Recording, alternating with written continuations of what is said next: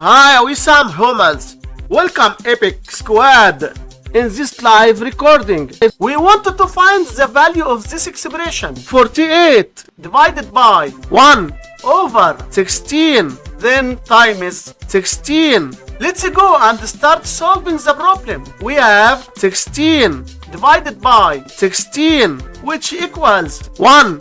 So here we have just 1, and 48 divided by 1 equals 48. But this answer is not correct because according to the order of operation, we have to do this division first, not this multiplication. So let's start the correct solution. 48 divided by 1 over 16. To do this division, write down the 48 and change the division to multiplication and flip this fraction to 16 over 1, which gives 16. And here again we have times 16. 48 times 16 gives us 768.